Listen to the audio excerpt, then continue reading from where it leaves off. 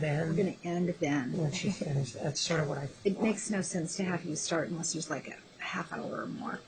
What about Unless you 420? just I was going want to say, to. what about 427? What are we doing? Okay, so here's my next question. They filed a supplement on the motion to dismiss. Are you going to file anything? I'm going to file a response. You are? I just haven't had time to get to it. I understand, and I'm not going to issue any rulings until after the holidays because I don't want there to be any media coverage of whatever is out there. So the other thing that I wanted to tell you is that I have ordered transcripts of Lonnie Dorkin's testimony from the first trial. I got one, which I think was January 26th or 8th. It's a direct examination. Right, and I've ordered the cross. Oh, you have? Okay. Yeah, which is February 4th from Janelle. And I've ordered it, and she said she would have it to me by tomorrow. Okay. And I asked her about it also, so then... Oh, you did? I ordered them because it's free if you do it. Okay. Well, I don't know about that, but... Some of them not free, but you know what I mean. Yeah, I know. Different. Okay, so in any event, that's kind of what we're doing right now. Okay. Somebody has to pay for it. I don't know who pays for it, but somebody has to pay for it. But I do need it. I think I need it. I have my notes, and I looked at my notes, and I think I know what my notes say. And You already have Melendez, or? I have what you... Some of it was marked as an exhibit, and I don't have the rest of it. If there's something other than what's been marked, then you should submit it. Yeah, I know. Wait, yeah. Okay. Well. Okay. I'm getting tired of. So when do you think that you're going to have your response in? Probably... Monday or Tuesday of next week. It's not going to be any lengthy thing for the supplement. Okay. Because I read what it said, but I just... Okay. Something. Okay. All right. Please just do what you usually do and email it directly to my email because there won't be any staff here when I'm here, so I won't be able to get to it otherwise. And if it goes to e-filing, it's like going into a big deep hole as far as I'm concerned. So. You do want us to e-file it, but also send it to you. E-file it, but send it directly to me so that I can get it. Yeah, I can get it on ISIS, but I'm not sure if the clerk's office is going to be operating it and how long it's going to take to get things on ISIS. So that would be easier. Oh, that's Okay. All right. We're ready. What time are you wanting to take another? You mentioned taking another. Well, break. we might take another break at about an hour, just for 10 minutes, just depending on where we are. I was just going to remind you, I wanted to hear the creepy story at the end of today. Okay. Are you going to tell us that? I'll tell you now. So yesterday at lunch, I go upstairs. And there's Janet, and she said, "Are you in a good state of mind?" And I said, "I'm fine." Why? And she hands me the Christmas card. Oh. The Christmas card, and in it there's a note. And at the bottom it's signed. Oh. It goes on to tell me, "It's not for my Lord." Yeah. And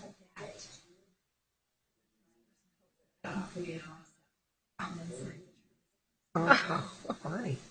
Oh, weird. Well, that's a new take. I haven't gotten any of those. bizarre. And it came from Mary in Baltimore. Yeah. Oh, I haven't got. Well, you saw the letter we got.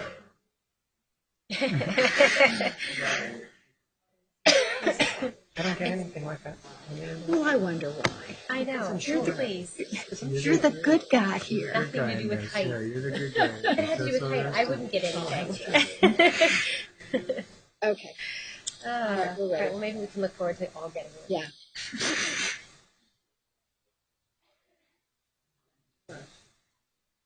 Said that was great, even like a 5-minute break and an hour and a half. Perfect. Well, Get I up know. and breathe. I know. You know. Yes. Yeah. If you need a break, let me know you need one. Okay. Well. All right. Okay. All right. We're ready.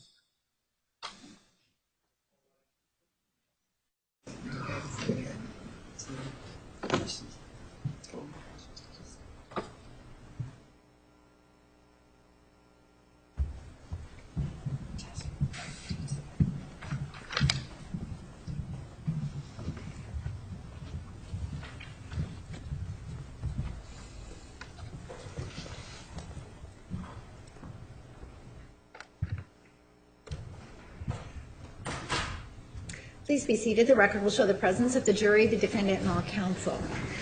May continue. Thank you. Dr. Gaffner, we were discussing what happened on April 1st of 2008. So, can you tell us, you started to tell us about the fifth physical abuse incident. Yes. She's getting ready to move, and so you can see the language there. So he's telling about some of the women he's been dating, and so then she says the same. She starts to talk about a couple of people that she's met and that she's looking to meet, thinking, you know, hey, this is good. And then all of a sudden, it now becomes physically violent, and according to her testimony and her report. Again, we have the same terminology you saw once before. Body slams, Jodi, gets on top of her, in other words, throws her to the ground, gets on top of her, but what's been added is he now chokes her, according to the report and interviews, and she passes out. So we now have a physically abusive and violent act. The level of seriousness has escalated. I mean, this is downright dangerous.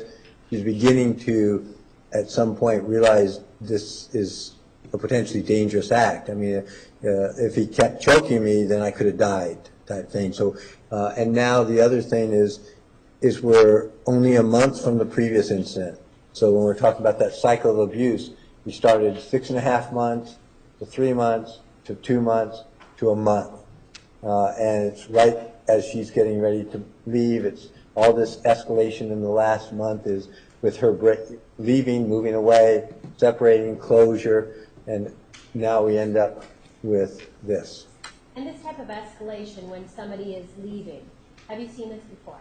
Yes. In what type of situations? In domestic violence situations, from two different standpoints. One from the research, because we have quite a bit of research that's been done over the last 20 some odd years of what makes situations dangerous and when is a victim of domestic violence in the most danger. So that's the first thing.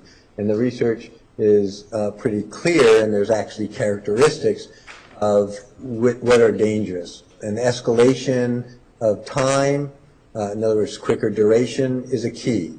Escalation of the actual abuse is a key.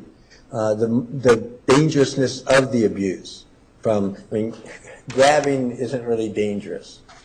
I don't want to minimize it, but choking somebody till they pass out, or knocking them out, or using a weapon, or any of those, you just escalated the seriousness of the abuse. And so those are some keys. The breakup of a relationship, either actual or perceived, is known for a long time as being the most dangerous time in an abusive relationship for the victim of abuse. And it doesn't even have to be they actually leave. It could be, I'm going to leave you. We've been doing this long enough. It's time. That alone can set off. So it's that perception. And then you see the power and control wheel here. So we have intimidation. We have name calling. We've seen before about getting money. You have at this point, we don't have any information of abuse, but sexual interaction and threats. And now you have out here, you have these things happening, and you see right there, well, choking. And actually, in our field, we've started changing the terminology because strangulation is really what we're talking about.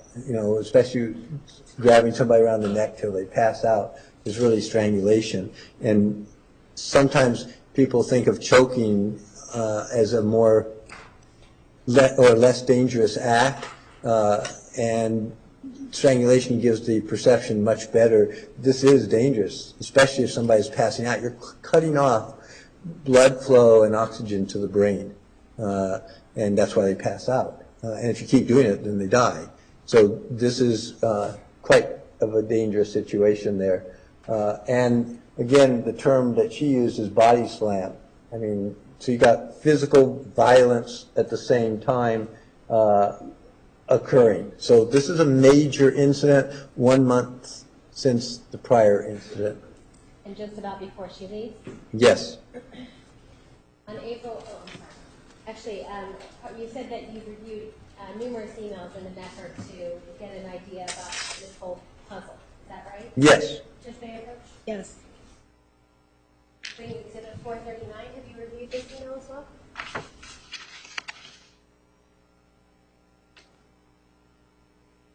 yes, And is this an email from this area to Mr. Alexander on April 4th, 2008? yes, And was this an email that you considered in putting the pieces of the puzzle together? yes.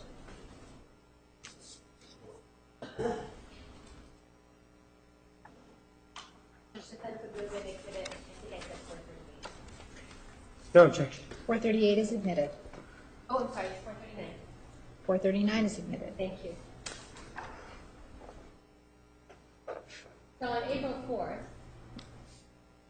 just before she's leaving, she writes to Travis, subject line, goodbye. She says, Travis, I know that I am making the right decision. I've been resisting it up to this moment, and I was going through with it for the wrong reasons. I'm doing it now because it will help us both spiritually. I used to be so spiritual, and to think that I've not only been hindering my own spiritual growth for the last year, but yours as well is shameful, and not my true self. I don't think for a moment that I have not enjoyed making love to you, man I've loved for so long. But it was all under the wrong circumstances. I see it so clearly now. Will I miss you? You bet. I thank you for your friendship. We've both stretched it farther than it should have naturally gone, but intact it remains. This time away from each other will help us both. That is my prayer, and that is what I sincerely believe. With gratitude, Jodi. So do you see, is she making another break here from him? Theoretically, yes. Okay. And what about this email is important to you? She's finally been able to write it. I mean, before she was writing it in her journal, which is only for her. Now she's said it what I would say out loud, and sent it to him directly, as far as we can tell, I mean, based on that. And she used the words, goodbye. Okay. And we're looking at her journal entry of April 6th, 2008. And by April 6th, 2008, is it your understanding that she has now left? Yes, So, right here she says, all last week I spent the night at Travis's house. Just hard to say goodbye, I guess. But I already feel better about this decision I've made. I know it's the right thing for both of us. Much less opportunity and temptation to make those choices that we were constantly making. I think he resents me for it. I know I should have been stronger, but he makes it so difficult to say no, and he persists until I give in. But the fault is equally my own, if not more so. Anyway, it's saddening, but it's empowering. What about that is important to you? could you put it back? Oh, yes, I can. Thank you.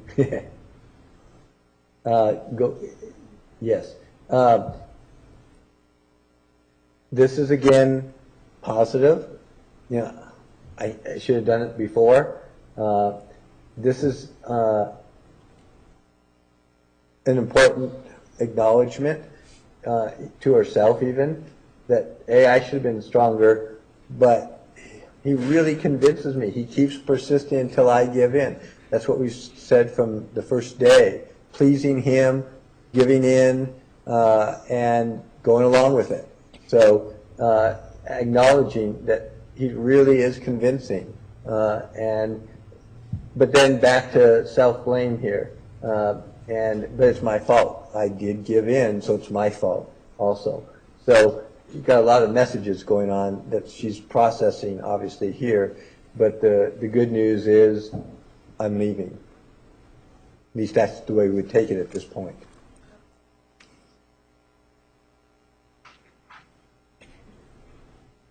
Okay.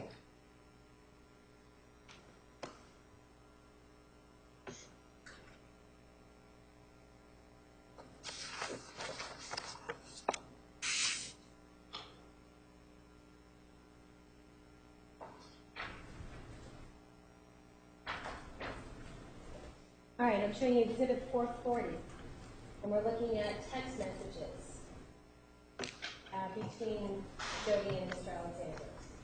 You can see that this is dated April 7th at 2:52 in the morning, which if we track 7, you get 7, please?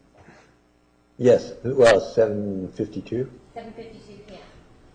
7:52 p.m. outgoing, so that means Travis is texting Jodi, "Where are you?" And she texts back, "In Hollister." Is that in California, to your knowledge? Yes, yeah, it's in the center, moving north. Okay. So she answers, "In Hollister, where are you?" He says, "Home."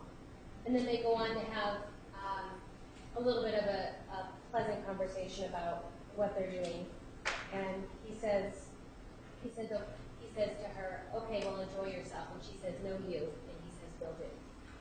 A pleasant conversation, right? Yeah, yes. Okay. And let's see. We said the time of that conversation started around 7:52 when it ended. So the real time for that would be 8:09 p.m. Yeah, in other words, relatively short, 10, 15 minutes.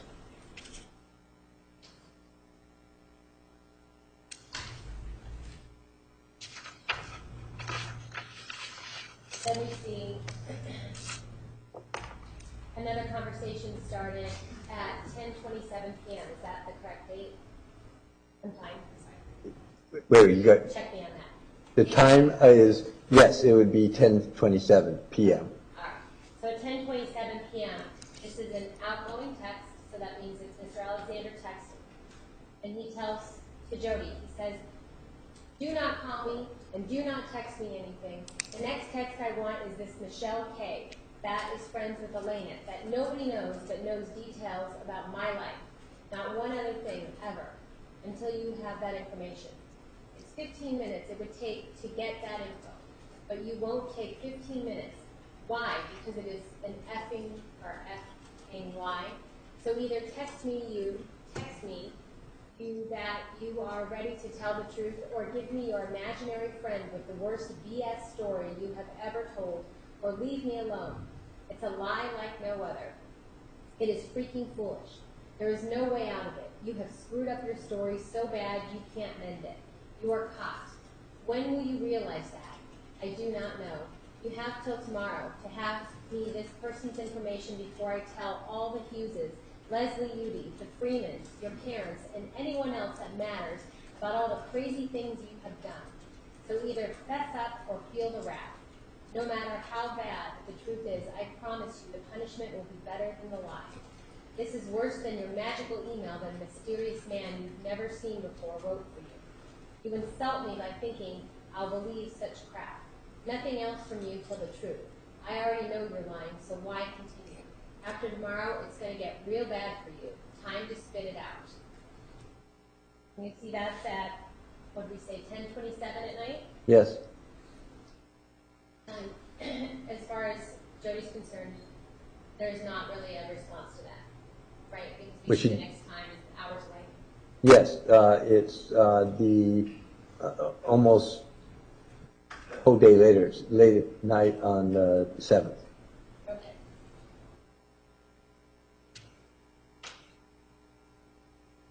And so almost a whole day later, there's another conversation started saying, "Wow, is that a painting or a photograph?" Do you see a text message before this that has anything to do with him sending her a picture? No, don't see any context or response to his email. Okay. But do you see anything before her email? No. In her text, she's texting about a painting or a photograph. And have you noted that when in a review of these text messages, does it appear at times that the whole entire conversation isn't included? Yes, or it's something, it skips or something. Okay.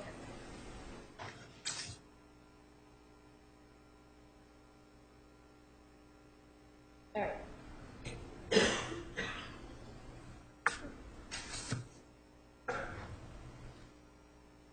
Oh no, we're still going here. All right, so let's take a look at then the next day, the text messages.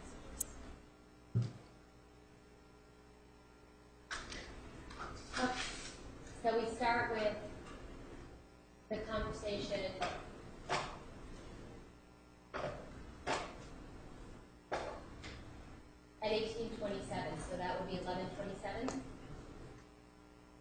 Yes.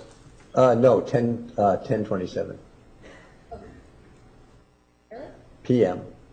Oh, I'm looking at 18. 18 would be minus 11. Yes, sorry. Okay, 11:27, and we see it's an outgoing message. And Mr. Alexander is saying to Jodi, thanks a freaking lot for having me sign that drawing, ink, and then deciding you were going to leaving it. If it's not one thing, it's another with you. Always drama. She says, it doesn't sound like it's me that's being dramatic, dear. Call me ASAP. He says, do not call me back. I'm sick of you playing stupid and dealing with your childish tactics. 4 minutes later, he goes on, it was some stupid ass way of ruining yet another of mine, which you have done so much of. Bitter feelings are brewing in me towards you. I'm sick of having days ruined by you. If it keeps up, I fear I will have genuine dislike for you.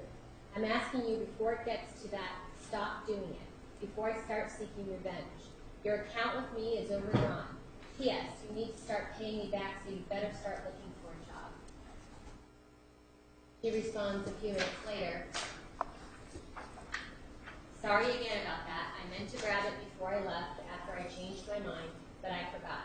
I thought it was a good drawing. It was too sentimental. But then I got over that and realized that I could just file it away in my sentimental folder when I got here. Anyway, don't let it bother.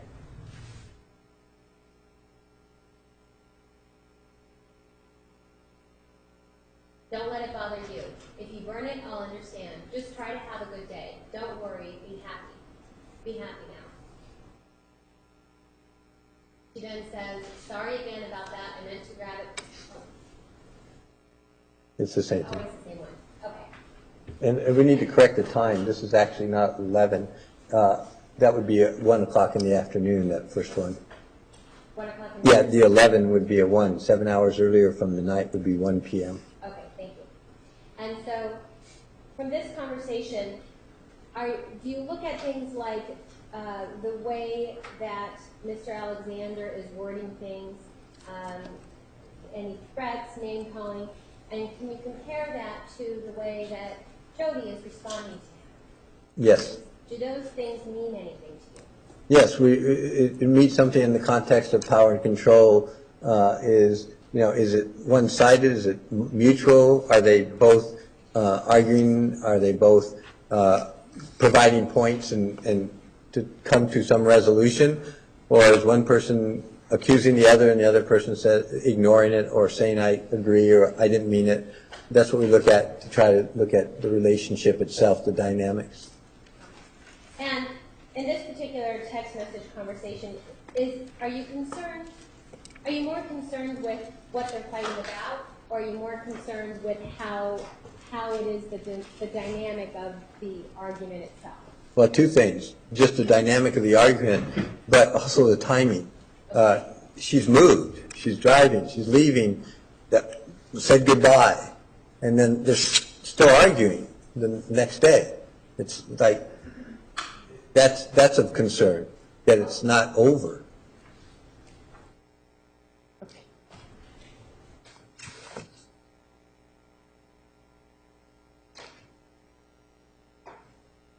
All right, then we have Sunday, April 13th in her journal. And she's commenting about how she feels.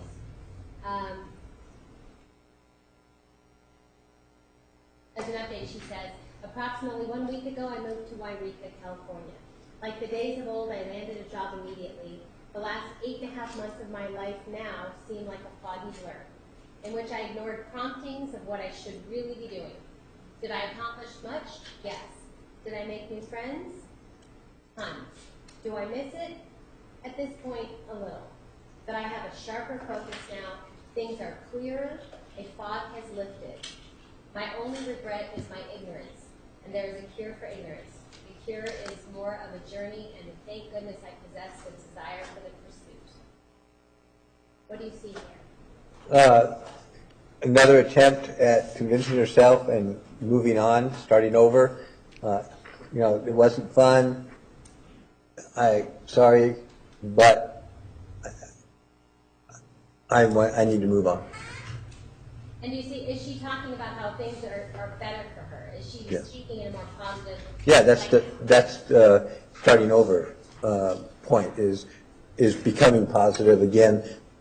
Hope that we keep talking about. You know, that's the positive. Every time you see one, you'll see the other. So when we see hope, we see positive, and vice versa. Okay. On April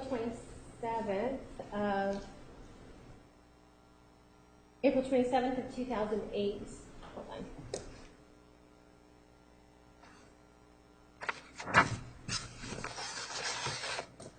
Before we get to April 27th of 2008, let's take a look at Exhibit 440, another text message conversation between Jodi and Mr. Alexander. We're looking at April 19th at, it says 2:50, so let's subtract 7. So 7 p.m., is that right? No, this would be in the morning. Oh, we're 2:50. You're right. Now you got me confused. Yes, that would be at 7:50 p.m. Okay. The night before on 4/18. All right. And we haven't, let's see, actually, we'll start at the one just above it, 2:42, which would be 7:42 p.m. Incoming from Jodi saying, "You hurt my feelings." Okay? And then the response to that is, "Jodi, I stayed on the phone a long time. When I mentioned I had to go, you got offended. When I said I just wanted to get the rest of the story, right? When I said I just wanted to get to the rest of the story because I heard the rest last night, you decided to insult me as a speaker. Abruptly getting off the phone was my way of not tearing into you. I want you to think about the few phrases you said, and then hopefully you'll realize how rude they were. Maybe if I opened one of your paintings and told you why it sucked, you'd understand. You get up there for an hour and see how well you do. Until then, spare the insults. I'm just glad I cut you off before you could insult me further. Don't bother wasting more time on this subject. I'm busy and hope you are too."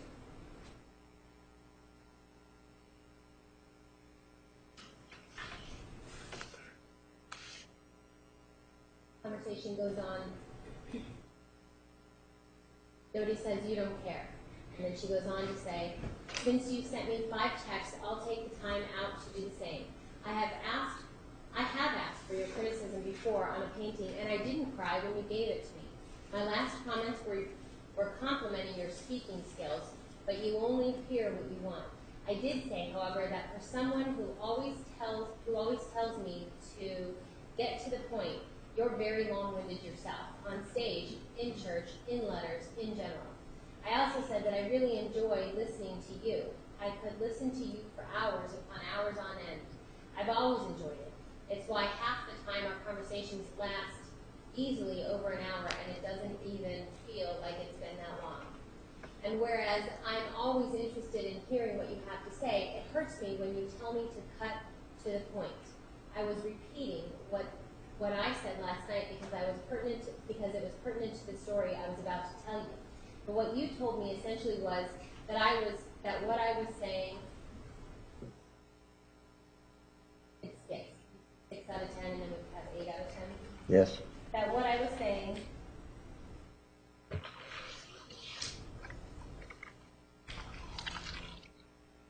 there's no 7. Repeating what I said last night because, what have they consisted of? Nothing but absolute praise and awe for your talent. So don't try to act like I was insulting you when in fact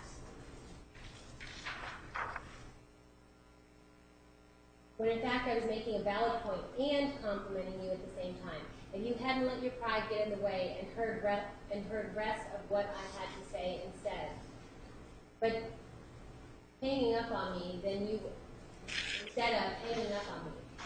would have realized that I wouldn't have hurt feelings, and you would have been flattered most sincerely. And then she says, "But don't worry, I still love you, Brad."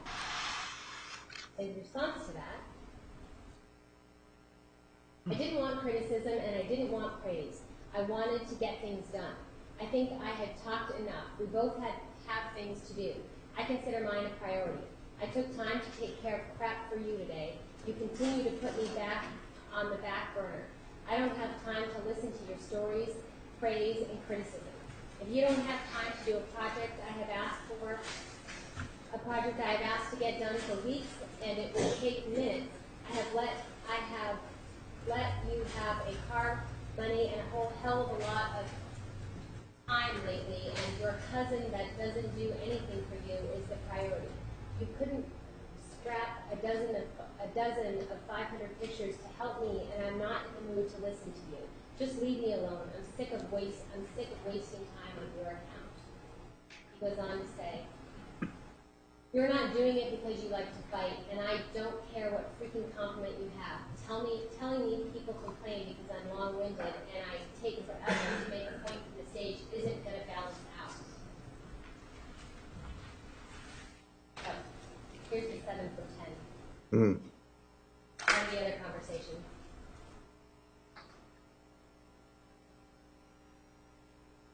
Here, Jodi's responding, I only know of 2 people that have complained, and I wasn't talking about them.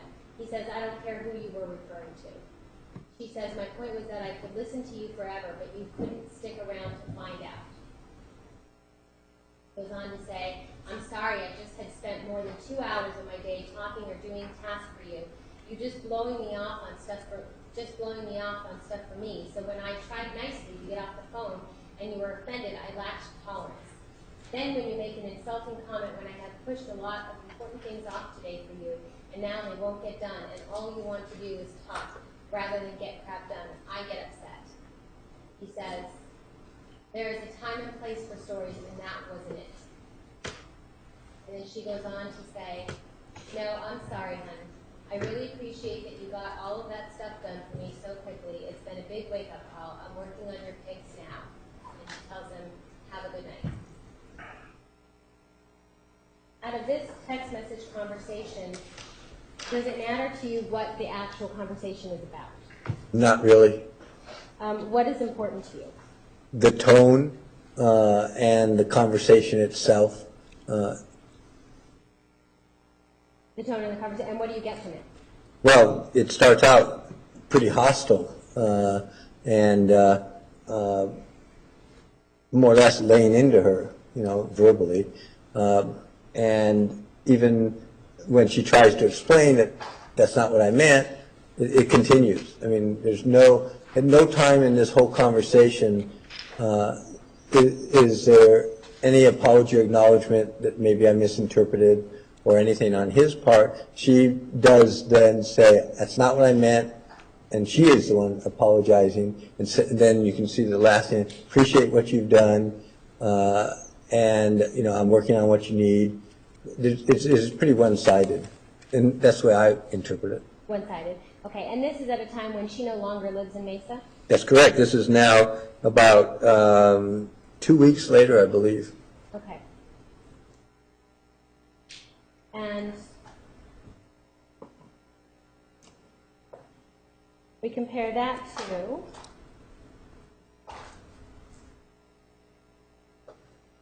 let's see.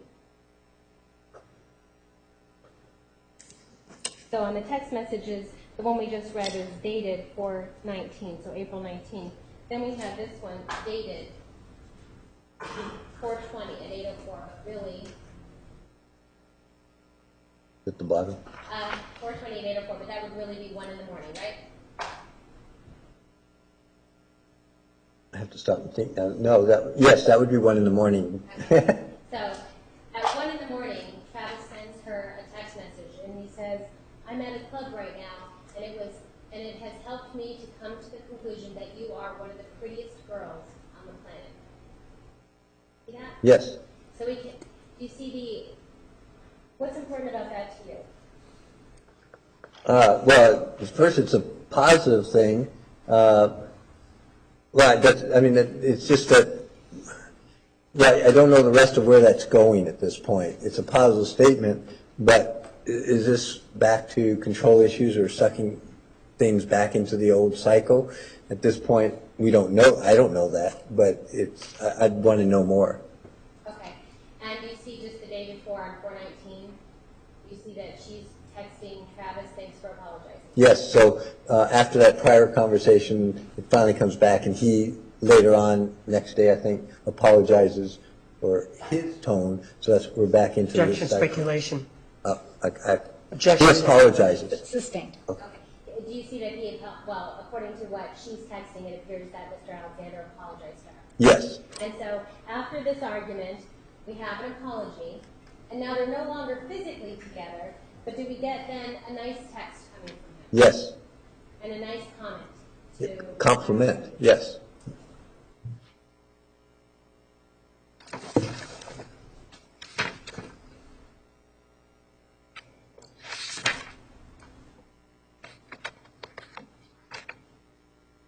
Okay.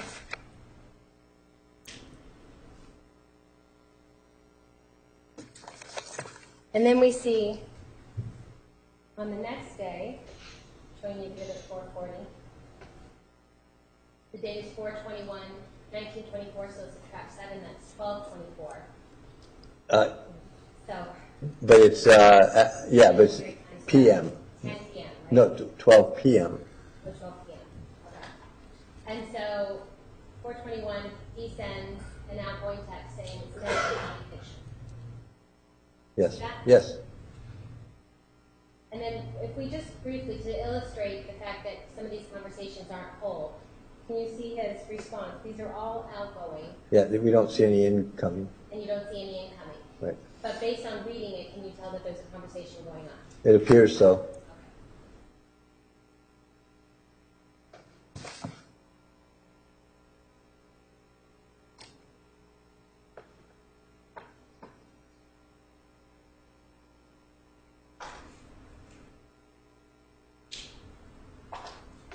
Okay.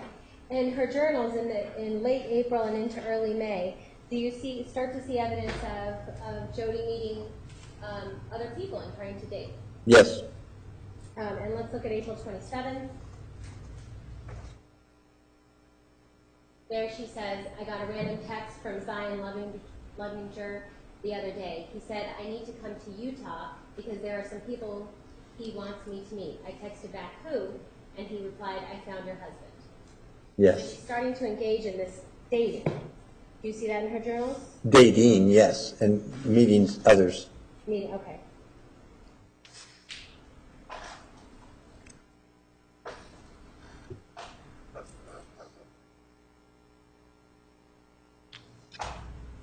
And then we see on May 6th, 2008, Ms. Sam Schultz comes up again. Sam Schultz is still texting me. He's been persistently inquiring.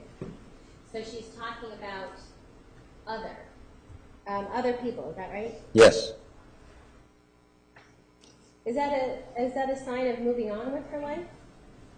it appears to be an attempt to do so. Okay. And then again on May 6th, the rest of that journal article we see, she talks about the next road trip I'm planning to make will be to Utah, Southern California, or both. I really hope so. You see that? Yes, right, yeah, right there. Okay. And she's making plans for her future. Is that something positive? Yes. Well, from my standpoint, yes. From a psychological standpoint, given what you've seen over the past year, is that something positive? Yes, we don't see the depression at this point. We don't see any of that despair.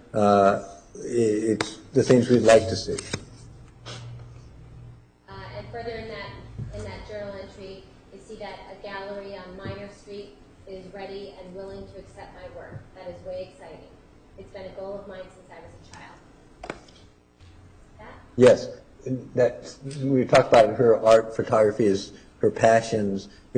We haven't really seen it in quite a while with the journal messages, and that was an outlet for her. We saw bits and pieces, and now that's a key outlet. That would be very reinforcing. That would be a way to try to build self-esteem, empowerment, independence, is to begin in your own way of doing things, accomplishing things that wasn't tied into somebody else. All right. And then later on the same May 6th journal entry, she talks about Travis.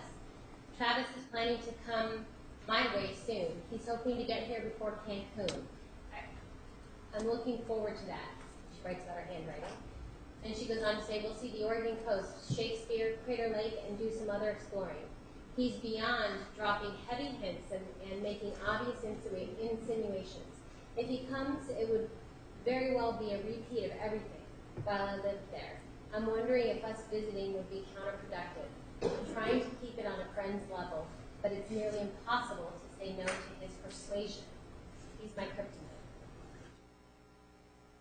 So is she talking again here about, are we hearing about this persuasion?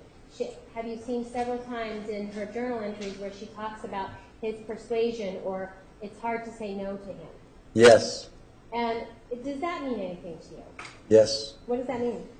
We're pulling back into the control issues, psychological or otherwise. And she's admitting, like, she doesn't have the discipline to withstand it. We've seen that throughout. And then now we have a major, major red flag. What's the major red flag? He's planning to come, and you see here that means like things were going to be. Well, that means if you interpret this the way I would, reading all this and knowing the history, is he's asking for sex, that they're going to have a sex relationship, or that's what he's intending, and she's already worrying about that. And you saw the comment, I'm afraid, essentially I can't say no, he's so persuasive, and that's just not a positive thing. It puts us right back where we were. She's moving forward, doing what she needs to do to get out of this cycle, and now we have the threat of getting right back into it.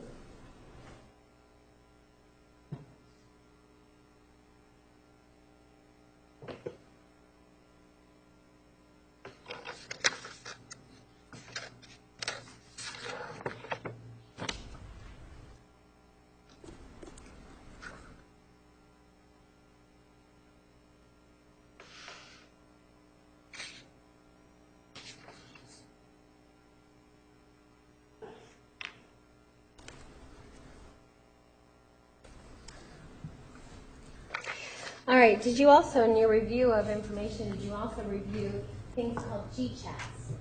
Yes. And is that where two people are chatting, almost like texting, but it's via computer? Yes, through Gmail, I believe. It's through Gmail. And I'm showing you exhibit number 40. This is on, so we see the date, it's May 10th, 2008. Time starting at 11 p.m.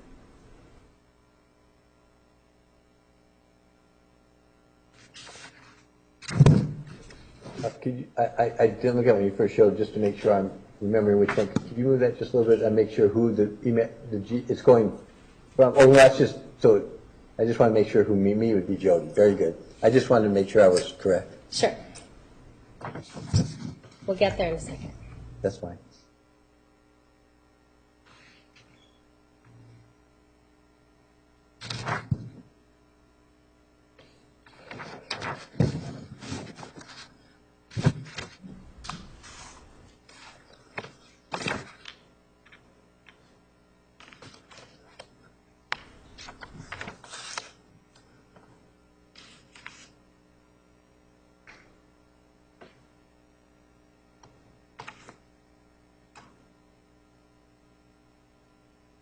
Okay. So on this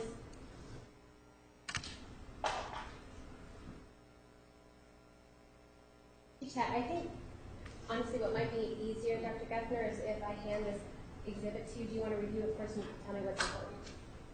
So Well, just to make, oh, it's the same, is that the, yes, that would be helpful. Oh, I'm sorry. Yes.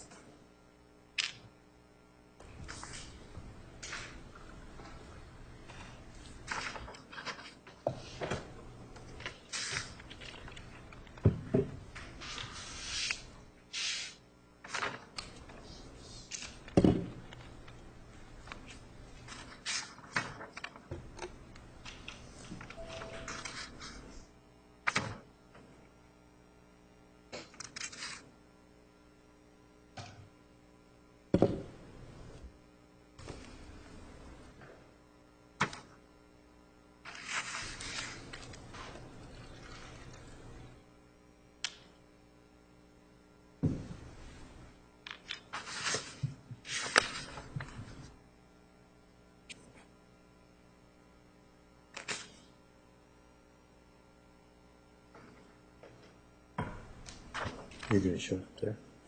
Okay. Oh.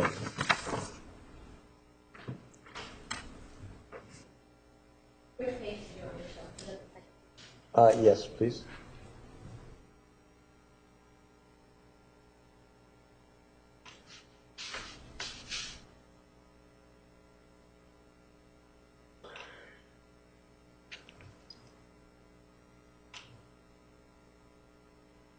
You see right here where this is a conversation between the two of them at 11:19, and Travis is writing, "You asked once, I had no answer. You asked twice, and you knew I was bugged. That should be a sign to quit." Yes. And then her answer was, "I already said I was wrong." He's continuing. This goes right there. Quit fight. Okay. Yes. And then does he give a description of how their fights usually go down? Yes. He's talking about what happens when they fight from his standpoint, and this is right there was one of the key issues there.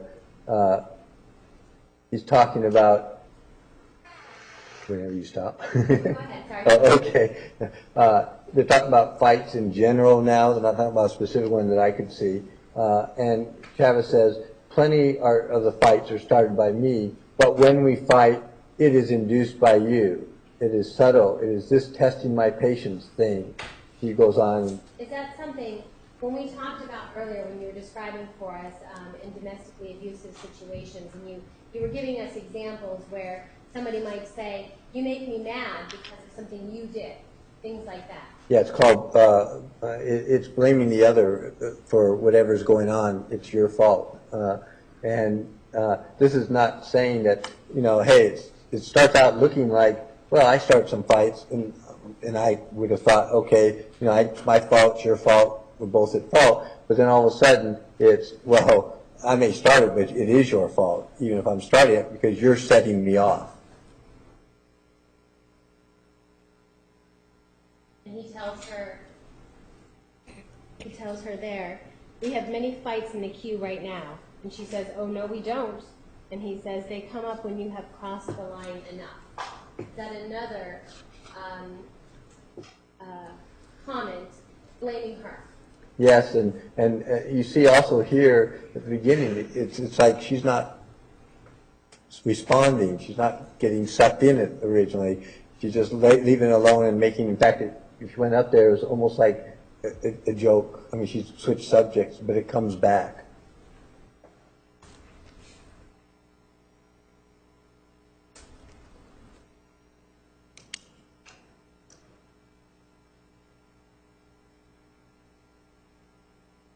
And then, did you want me to continue? Yes, I didn't know. what Okay. So they're going back and forth here, and finally she talks about, I'm just really excited because he's not there. Remember they talked about him coming up there. So she just switches it and says, this is a compliment. I'm really excited to see you when you come. And then there's a little sarcastic comment there to his comment, and then they go back and forth for a little bit, and then you get back here, and he's starting to talk about the fantasies he's having, the sexual fantasies out there. Is he turning the conversation into sex? Yes. Okay. And one of the things he says, this is sort of a compliment at the same time, is there's no sexual equivalent to her, to Ms. Arias. And then he turns right and says, but that's actually depressing. And Jodi responds that, yeah, there is other people. She mentions a name. And why is that depressing? And then you go down here, and this is a very positive statement, but very sexual. I don't know if I could be sexually satisfied after you. And so I've been worried about that too. And then they're talking about the religion again and that. And I'm sorry. Okay, when we go to the bottom here, Yes. and Travis says, you are, in my book, the closest thing to perfection I've encountered in so many facets. But you do stuff that just kills everything. It makes all the amazing stuff irrelevant. What do you make of that? Yeah, well, it's like compliments and put downs, and a lot of the sexuality in the middle of this. And then, so he's saying that to her, and then she comes back and agreeing with him. Yeah, it's my fault. Major flaws. I suck. I'm just not saying that to be poor me. It's true. It's a downward spiral. And so this is almost like we saw months ago when they were together, that kind of cycle.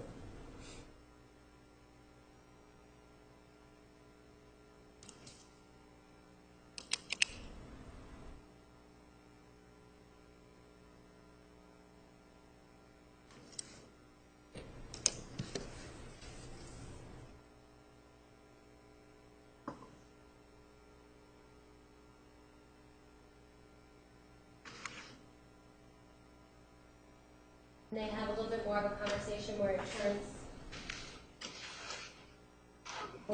to sex. And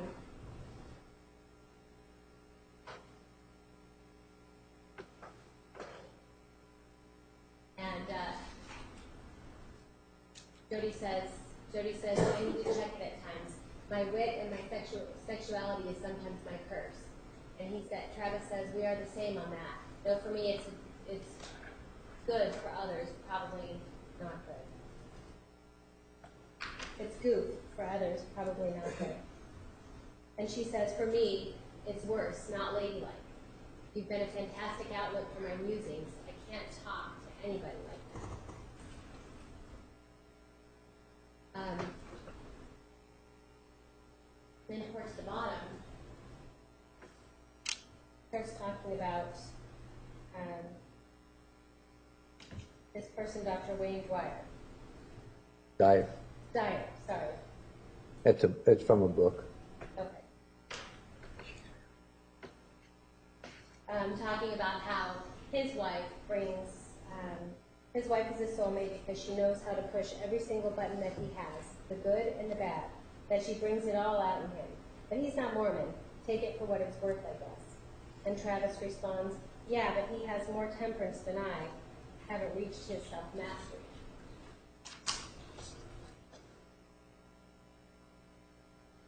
Then they go on to talk about temper. Jodi says he jokes about how his daughters tease him about losing his temper. Oh, who's the enlightened spiritual guru, she says. And Travis says, yeah, I know, but they see him at his worst. I promise, my worst is worse so far. And she says, I've seen your worst. We haven't walked in his shoes, but I take that bet with a smiley.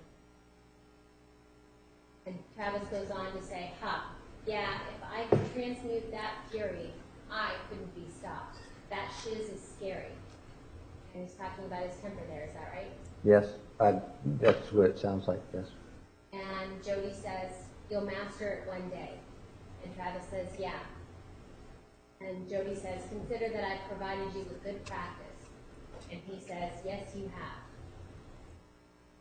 And she says, how do you get better unless you push your limits? Ha ha. And he says, that's one way of looking at it. And they go on to talk about sex. Turns into sex again. Yeah, it's going back and forth here between eruptions, which is talking about temper, anger, and sex, which has been their history, which has been the problem, a problem.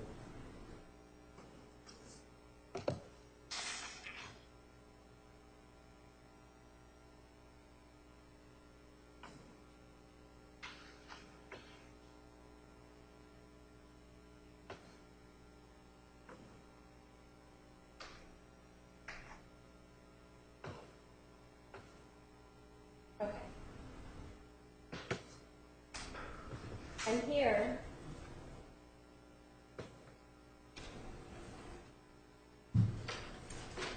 they're talking about sex, and then Jodi says, I want you now, please. And Travis says, would you like to talk yet?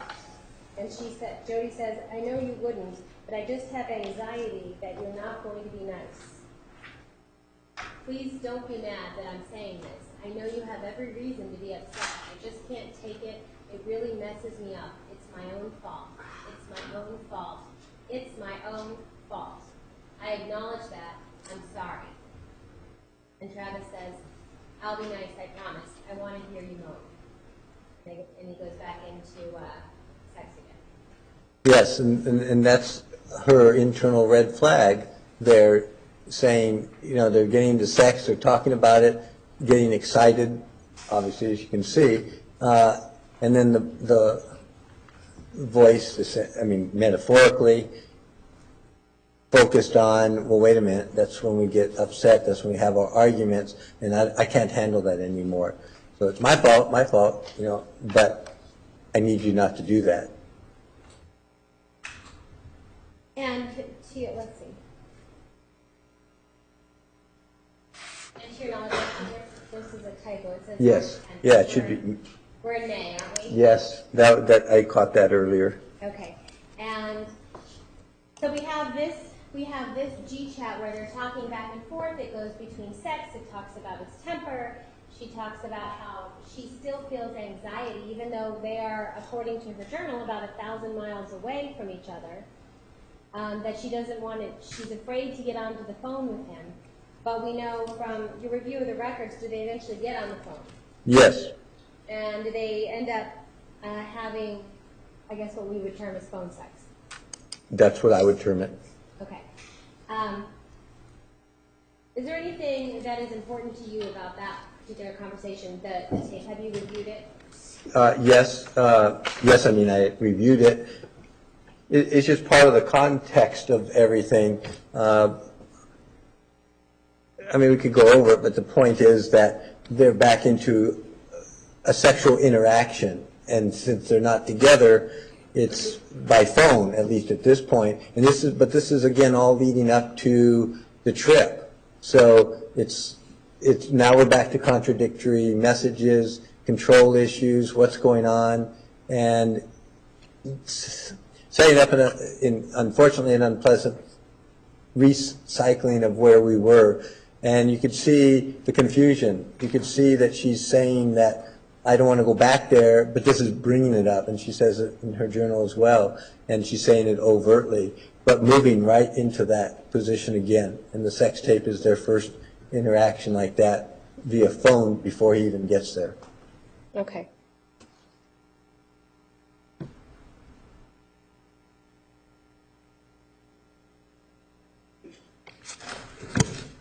And there.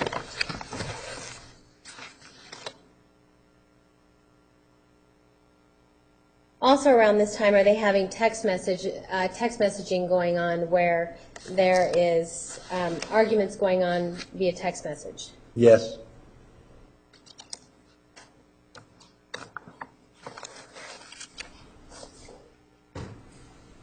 We're looking at today at 4:40. We're looking at May 10th at 5:50 a.m. So that would be 10:50 p.m. Is that right? Yes. That would be May 9th. Yes. The day before.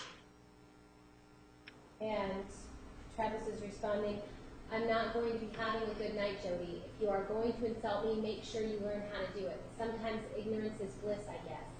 You speak so often of how I have hurt you. Just because you read about it in your journal more or talk about it more, doesn't mean you've been hurt more. Says, I know. I'm very sorry for all the pain we've caused each other. Most of it is my fault because of the decisions I've made. I'm sorry you've suffered. As a result of it, I never meant to hurt you in any way. Hurting you makes me feel more subhuman than I ever thought possible. I love you, and I'm sorry, sweetheart. That? Yes. And again, they're miles away at this point, right? Yes. And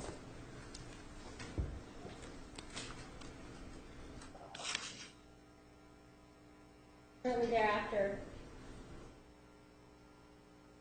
get a text from Travis saying back, I'm sorry too, I love you. Yes. So they're obviously still having these conversations. They're still, and as you were just telling us, she's being pulled back in. Is that right? Yes.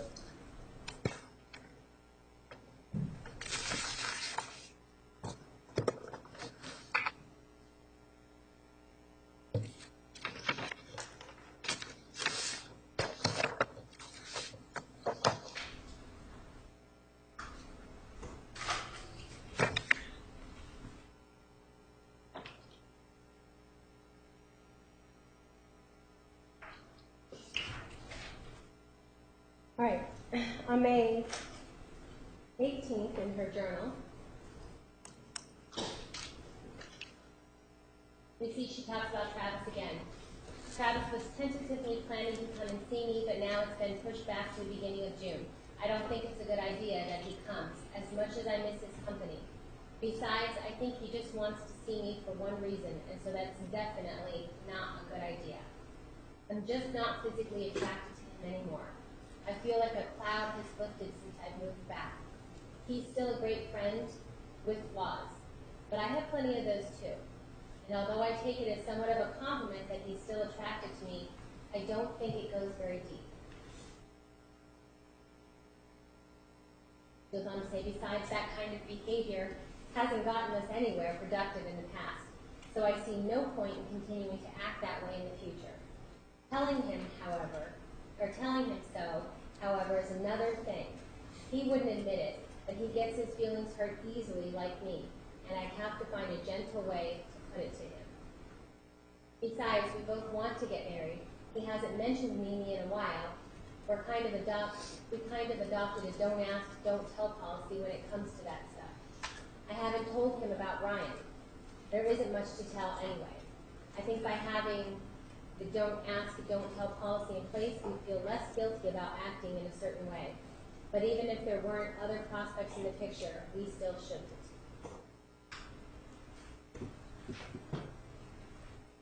So how is this important to you?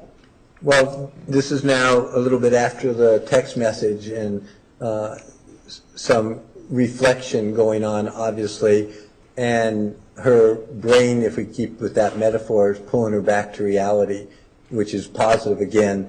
Hey, there's really not anything there. We shouldn't be doing this. I'm glad he's postponing it because it'll get us in trouble. Those are positive statements to make to not get sucked into the cycle, which is what we would want to see, that they don't get back into that cycle. Okay.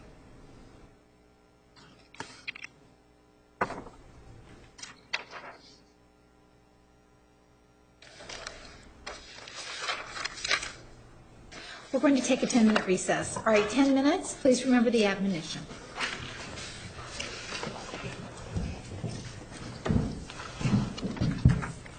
All right.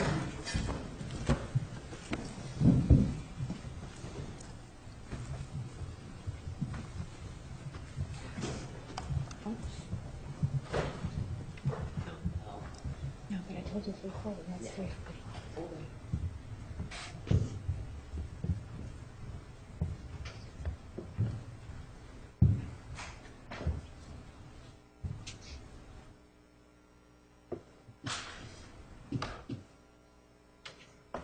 We are at recess. You need to step down. Thank you.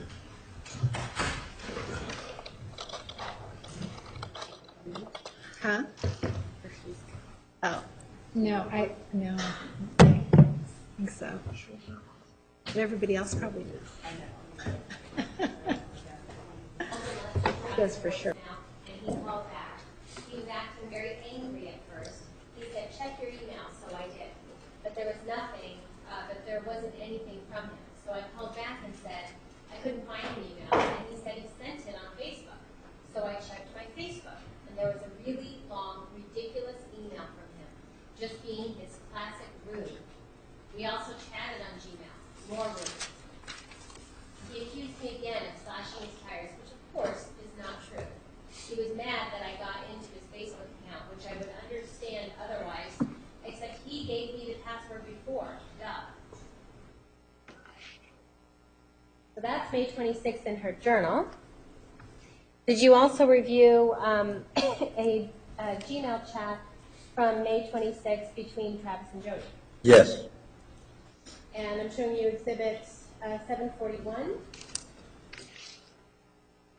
And here, let's be clear. In her journal, she says that they go on to.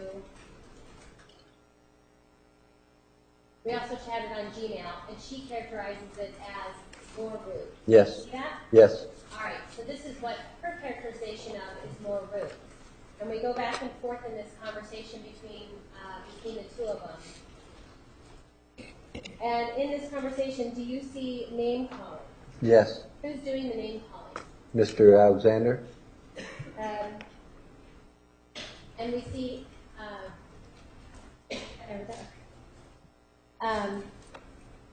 you see him telling her, your words are worthless, and everything you throw at me, it's all on agenda to save your own ass, just like that disgusting call today. Have you forgotten what it is like to be human? And her answer to that is, perhaps. And he goes on, have you forgotten that you are dealing with humans? And she says, no. And then she says, and then Mr. Alexander says, and by the way, your little comment to Danny Jones makes you look like a cheap whore. And she said, her response to that is, only you would say that. Anyone else would see it for what it is, an Anchorman joke. And she goes on to explain it. And he gets upset, or he goes on to say, no, you were flirting with him, and you know better. It's Danny Jones. Maybe you're just on to the next dick. You see that? Yes. Does he go on to call her other names? Yes.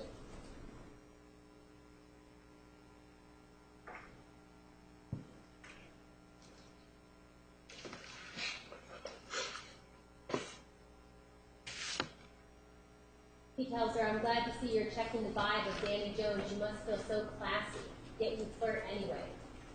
And she says, like you, I flirt because it's harmless, means nothing, and there's no intentions behind it. And then Travis tells her, like I said, I have never dealt with a more solid form of evil. And her response to that is, I don't know what to do. I really am sorry for everything. I know you don't want apologies. I don't what to say. And Travis tells her, you are not sorry. What I want is for you to quit blatantly lying. We both know by your actions that you view me as pure shit. And then she's talking about, can she just send the emails? Almost finished. And he goes on to say, pure freaking shit.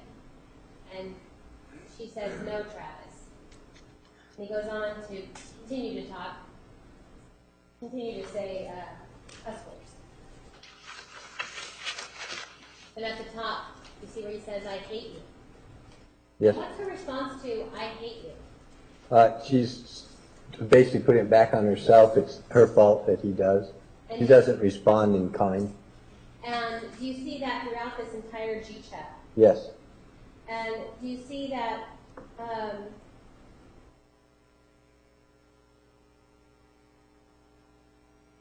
he says, I hate you so much. You have been more cause of pain than the death of my father.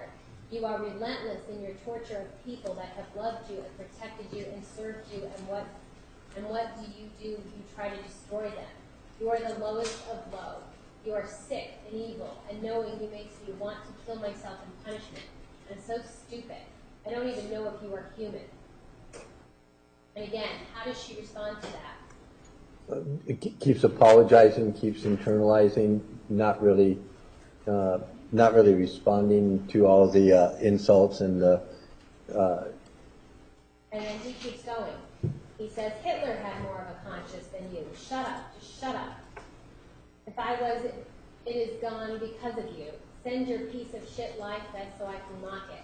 We already know based on all the last emails you sent and then invading my privacy that it is bullshit. Even when you say you are telling the truth, you are lying. Even when you come clean, it is a partial version of the truth to serve your purpose. You have been nothing but a liar from the beginning. You are evil and always have been. You have never given out the truth for truth's sake. You have never. How must it be to be solely a liar? Nothing else. To live a life identical to Satan. And after everything, send some bullshit thing down the pipe as you log into my Facebook. You are a rotten lunatic. And is she in any way responding in kind? No. In fact, she's trying to change the subject, saying, what are you talking about? What does that mean? Objection, speculation. Does she say, what does that mean? Yes.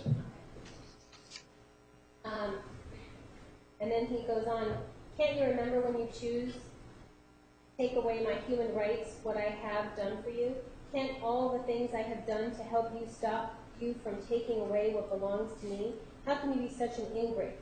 How many times can someone pay someone for service by stabbing them in the back? How do you live? How does your heart beat in such a corrupted carcass? Your email obviously wasn't almost finished. Another lie.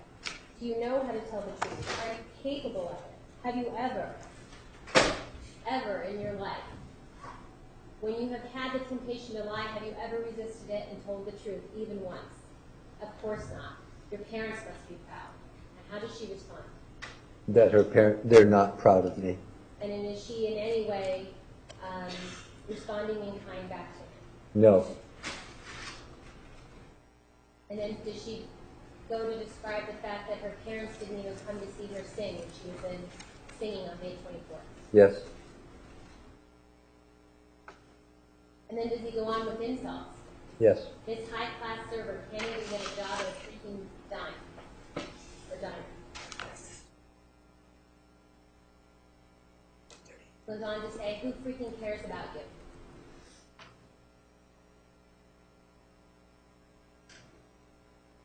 And then he goes on to say, it's not a sob story. And she says, Travis says, a slut's job. Maybe you can get tips for your BJs. Oh, I'm sure you can. You're good at that. At this point, are these more insults? Yes. Then does he call her, yeah, you're a three-hole wonder. You're good for something. He says, I loved someone that never existed. What I thought was real never even existed. Finish your utterly worthless email. Where is it? You said it was almost done. Can't you tell the truth? I know you got into my computer and erased a letter I sent to Lisa. I know you did. And her response is, what? No. And he says, shut up, shut up. I don't want more lies. You stole my journals, you slashed my tires, and I know it. I know it. Why continue lying? Don't you ever want to tell the truth, ever? You never have. Is there any desire, any? And she's telling him, I can't send an email. And then does he call her a bitch? Yes.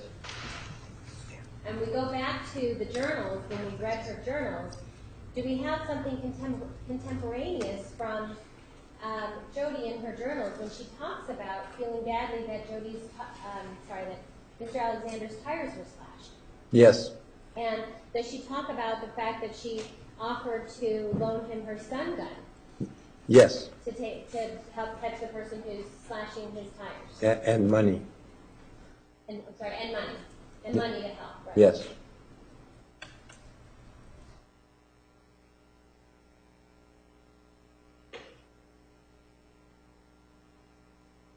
At the very bottom again, is he calling her more names? You are worthless. You are shit. Can't you tell the truth? Is it impossible?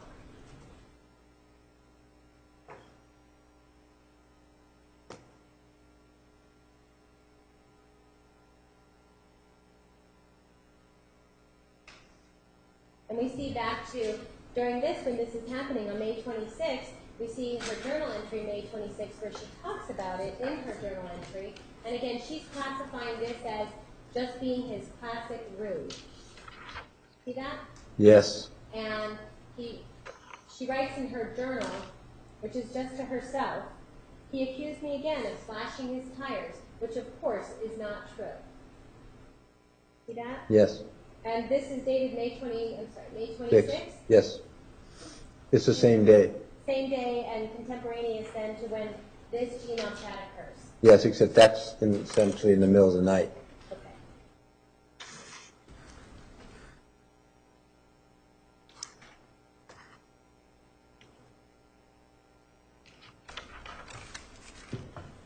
And then here we see a little bit of a defense. She says, I may be a liar, I may be a whore, I may be evil. I may be a coward, I may not be worth the air that I breathe. I am most like the most horrible person you've ever had the misfortune of knowing. But one thing I am not is violent. I did not and would never slash your tires. So she has the capability, or does she have the capability to say something back to him? Well, she's couching it. I mean, she's basically having to admit to everything he's saying in order to then be able to say, okay, even if I'm all that, I didn't do this. This is getting out of hand.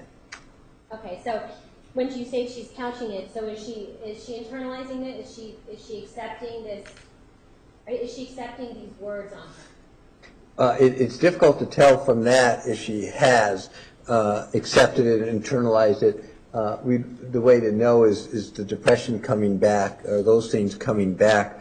But just even saying that is not healthy. I mean, we're right back where we were months ago from incorporating that, except now in this one G chat, you have a whole litany of insults that are not minor.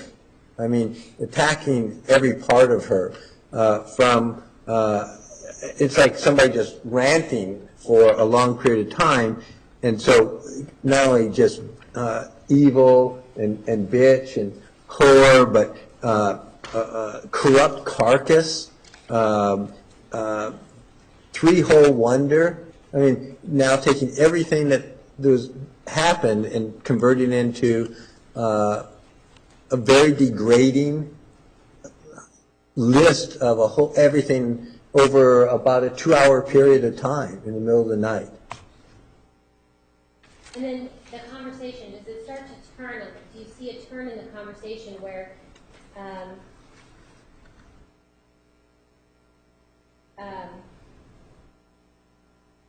Mr. Alexander starts to talk more about himself? You never saw me of more value as a piece of shit unless I was serving some purpose to you. I am less than nothing to you. Do you see how this conversation, and then the rest of it starts to turn back on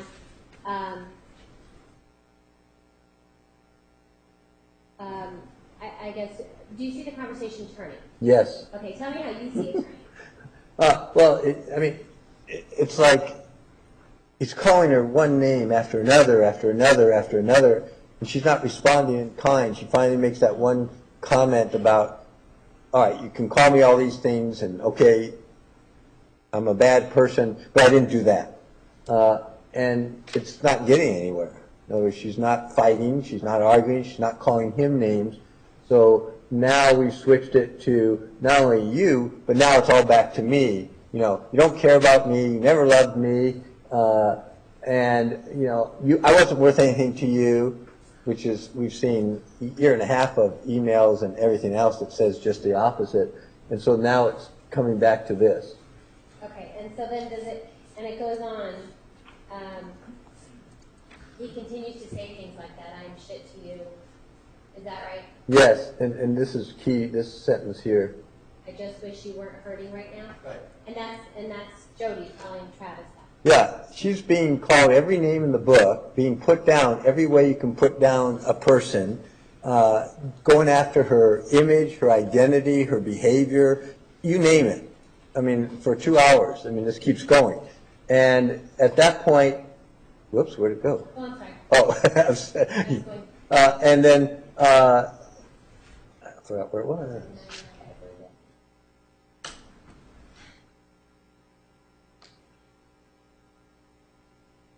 Right there. And then her focus has shifted completely to him. You know, it's like, I'm the one being attacked with everything in the book, and I'm concerned that you're hurting, about your needs. That's a very strong example of power and control dynamics, focusing on the other person, not even paying attention to yourself.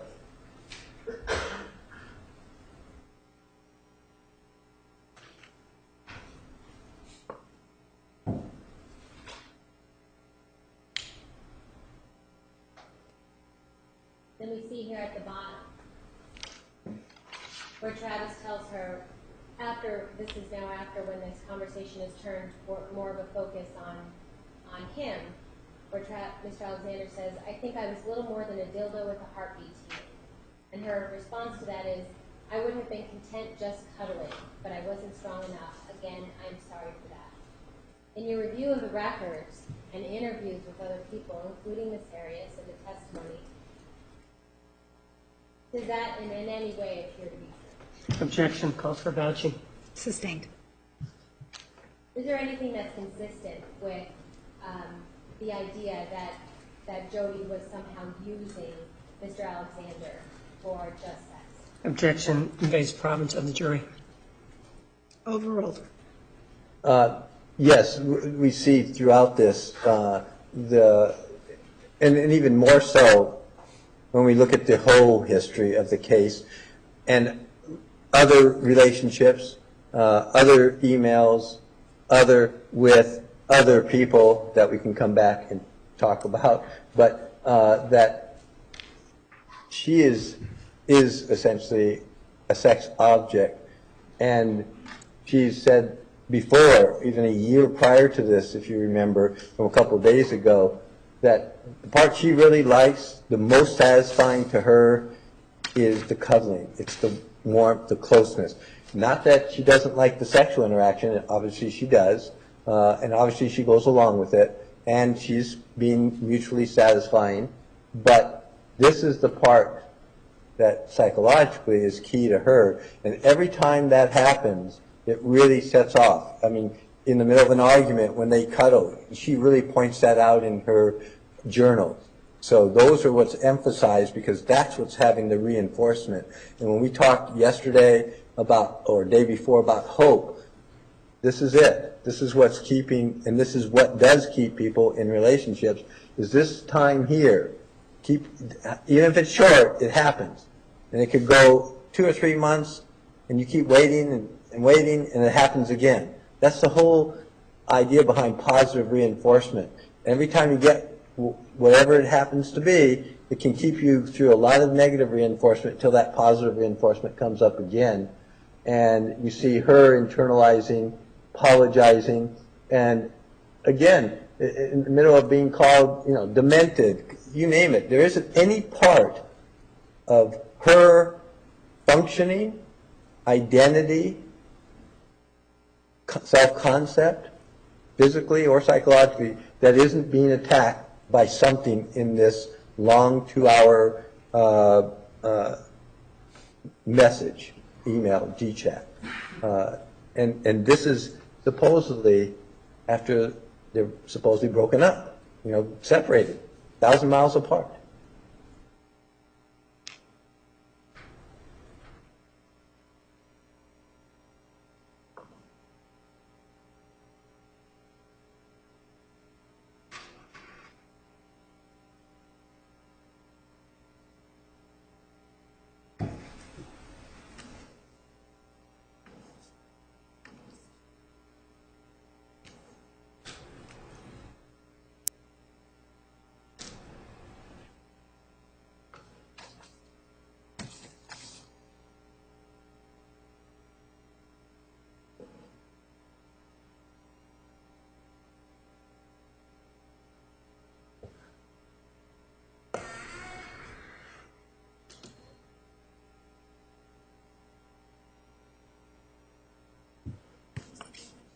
After that conversation, we see in her journal that she's making plans to move forward. Friday, May 30th, 2008.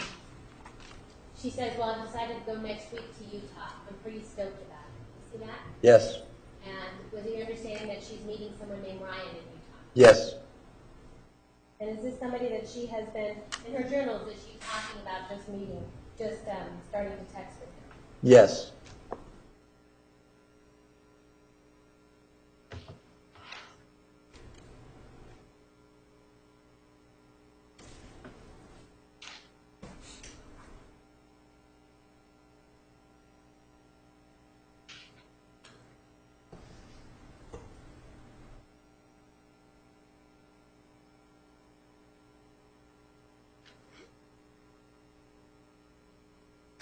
Here she is talking about Sunday, June 1st, 2008. It was a good day all in all.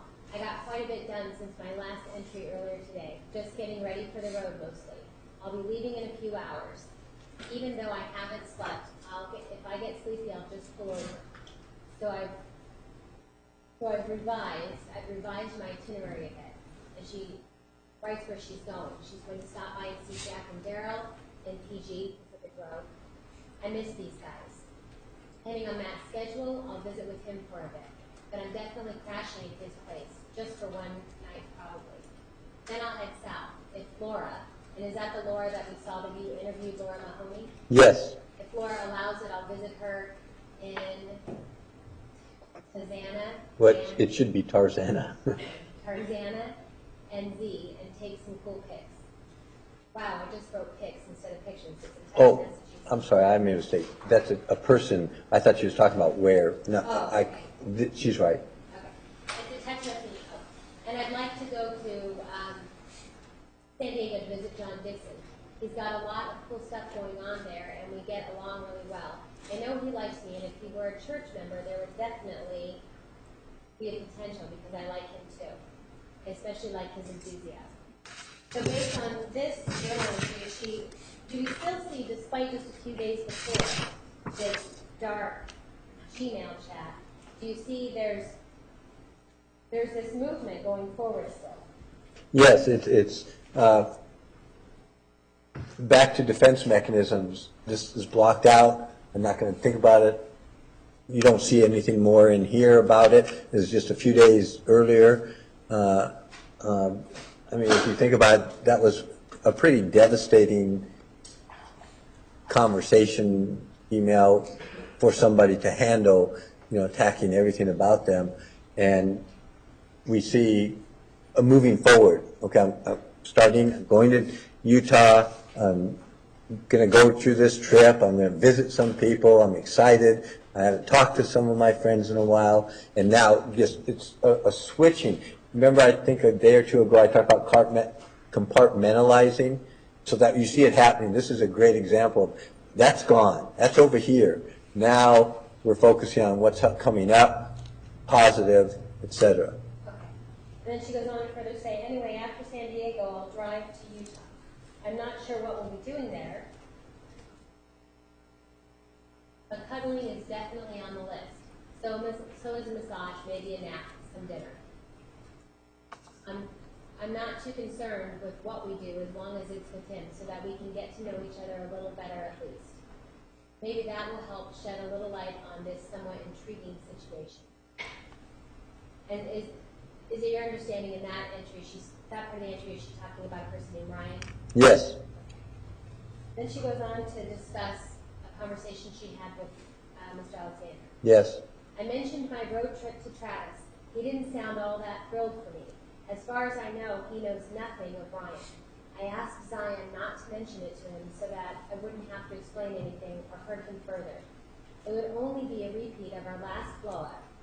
And I know he hurts. Did you want to say something? Well, before I forget, if you go up, I'll miss it. Is that okay? Yeah, sure. What is it that you saw that was important? Well, there's two things here. This statement is pretty profound in the context of what we've been doing the last 4 days in here, because we have a consistent pattern of Jodi working to keep his feelings, keep him beefed up, to help and say how thrilled she is. He's met this woman talking about marriage, Mimi, I'm happy for him. He's moving on. Everything happy for him.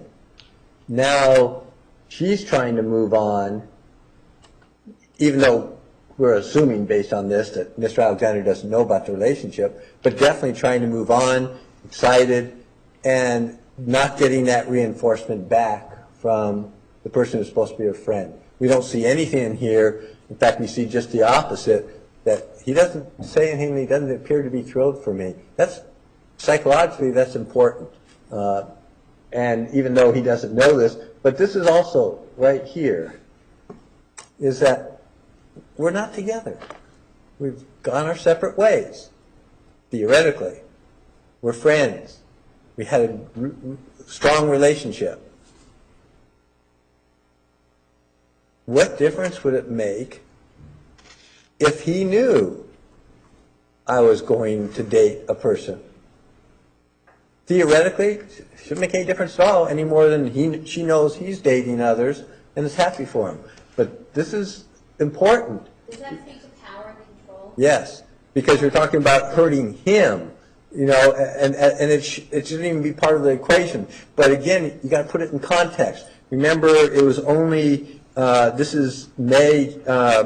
This is June 1st. June 1. So you go back just a couple of months when they had that blow up, one of them, it's because she told him about this other guy that she had just met. So we have different time periods after they've supposedly broken up where she even mentions, somebody else. It sets off this whole thing. And so this one is the fear issue right there is, well, we're not even going to tell him. I don't want to hurt him. I don't want, see it? There it is. Repeat of our last blow-up. She doesn't tell you in the journals what that blow-up is. We have to get it from other sources. But not even talking about what it did to her. But he hurts. I don't want him to hurt. Okay. She goes on, and it would only be a repeat of our last blow-up.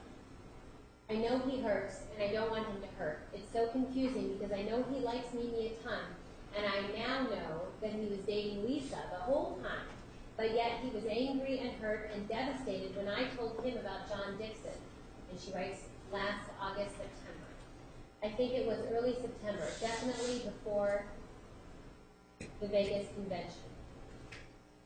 It's been such a gray area for me because we broke up but continued seeing each other on the DL. We were clearly not an item, not dating, not boyfriend-girlfriend. So it's not like I cheated on him. I really shouldn't have mentioned it to him. He told me that I hurt him more than the death of his father hurt him. And she's writing that in her journal. Did we just see that on May 26th in the G chat? Yes. Okay. That is so heavy. My heart aches because he hurts. I care for him very much. I just want him to find happiness. I should have known better than to tell him about John Dixon. But he asked specifically in 2 different ways. You swear you haven't kissed anyone since me? And tell me the truth. Did you ever kiss John Dixon? Go ahead. Did you have something that you wanted to say? Yes. What is that? He's calling her names, knows how much he cared, and he's talking about the death of his own father, which, just based on this, I mean, I don't know, didn't evaluate, but that's a strong issue. And she's being insulted, and all she's focusing on is what I did to him, that I hurt him, that he feels that I hurt him. And now, back to the self-blame. She just got through up here. You can see the internal fight going on.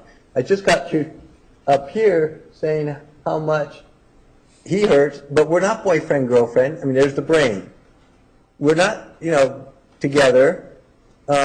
He's dating these people, and she has no idea, as far as we can tell, all the people he was dating at that time. And he's coming up, jumping on her because she met and or interacted with another male, don't even know what, and he's coming after her for this, and when she even says she knows him, that starts another blow-up. It's like, that is exactly what you can see when we were talking about the cycle of abuse and how that continues and how dangerous that is. She goes on to write, he tortures himself. I said, I thought we agreed we wouldn't discuss this topic, but he persisted the way he always does. He baited, too, by saying it doesn't matter now. I can tell him. She writes, so duh, Jodi, I told him. I didn't tell him all the details, but he could immediately tell I was trying to filter it. He was way upset. We hung up. I called back, upset myself, and said it's all in the past, and he was half asleep by then, and his demeanor had turned soft and said it's okay. It just stems from the fact that he is lonely. When he pulled the lonely card again, it brought tears to my eyes. He deserves a happy and fulfilling relationship just as much as I do. I don't want him to be lonely. To think that at one time we could have been married seems so far from what it is now. At least he's found the one. That's more than I can say. And although all that is true, we still fight feelings for each other, she questions. He told me via Gmail chat that he still fights feelings for me every day. I was a little surprised to learn that. I knew that he cared for me enough. And she says, honestly, I've been largely ignoring any feelings that creep up, usually by just distracting myself. The prospects of new beginnings on the horizon promise light again at the end of the tunnel. A short tunnel, as I've made this journey more than twice before. What is it? And is there anything important in that passage? Can you go back to it? Yes. Oh, no, you're right there. Oh, Thank you. perfect. In our language, that's dissociation that I talked about the other day. Taking those feelings and separating it out. She's saying she's ignoring them, and that's the compartmentalization of how she survives. Goes on after that is blocking them out, ignoring the feelings, and focusing on something else, which is exactly what she says. So that brain is coming forward and saying, this is how you cope. She goes on to say, I love Travis and always will. We are just different. His fiery temper doesn't mix with my tendency to cry at the drop of a hat over spilled milk or whatever.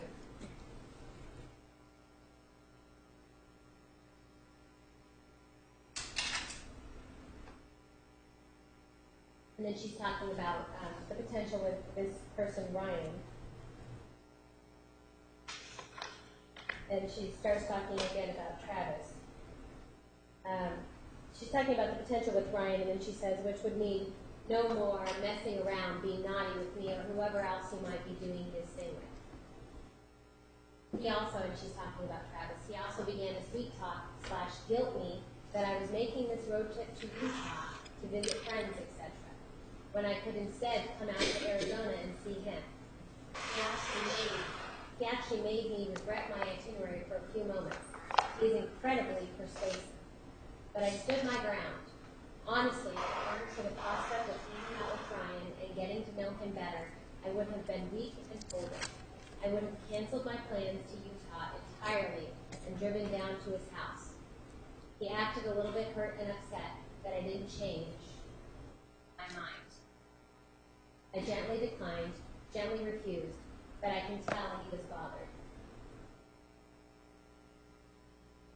What do you make of that? That last thing that you just showed, and this there,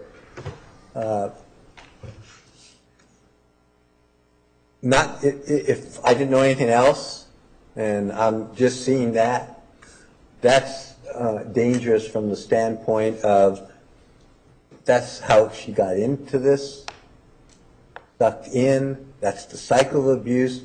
She's starting to feel all those feelings again, and she's recognizing already that he's persuasive.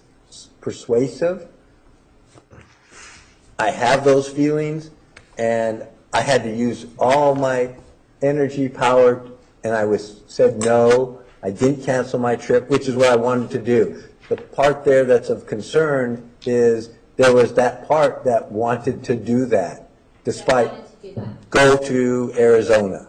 When he started asking her to go, according to this, that she was first instinct. Well, instinct's not a good word. First thought is, okay, let's cancel my trip. I'm going to go down there. And this is now 2 months after, more or less, since she, April, I believe, she moved and separated. That, as far as we know, I don't think they've seen each other for a while. Just had this big rant like a couple days before, and that's right back into the cycle of abuse with that control.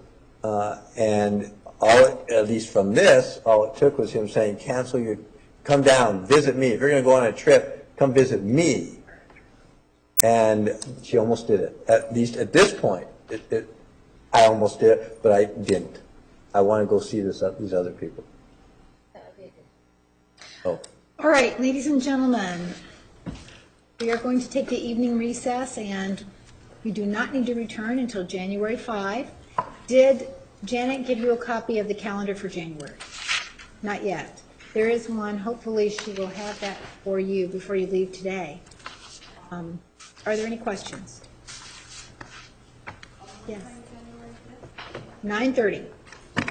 9:30 on January 5. Between now and then, please remember the admonition. Any other questions? Have a nice holiday. We'll see you in January. Thank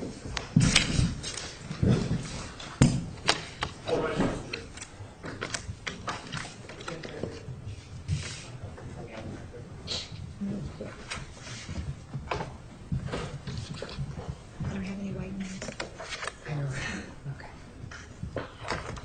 Go right out that door.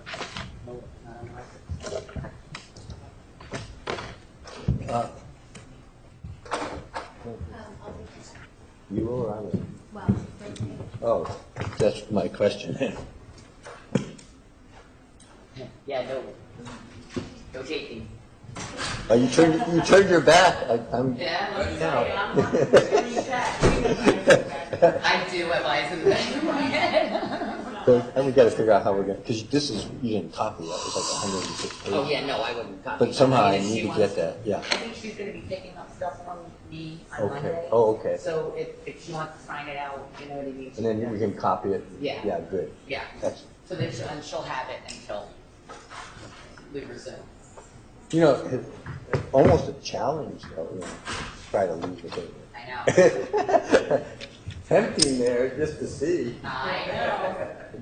That's the only one you have, right? So do I have to search over there, make sure? Oh, that's the only green one. Okay.